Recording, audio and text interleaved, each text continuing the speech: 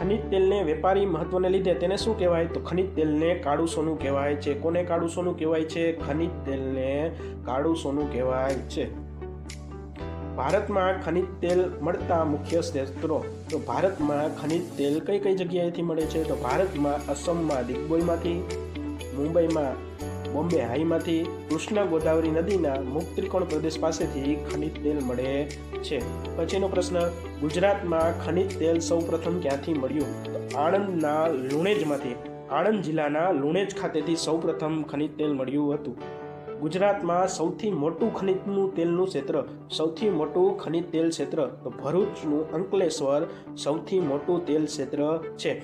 આણંદનું લુણેજ એ સૌથી પ્રથમ અને ભરૂચનું અંકલેશ્વર સૌથી મોટું તેલ ક્ષેત્ર છે. તો સૌથી પ્રથમ અને સૌથી મોટું યાદ રાખજો મિત્રો. કુદરતી વાયુનો ઉપયોગ તો ઘરેલું તથા ઉદ્યોગમાં ઈંધણ તરીકે થાય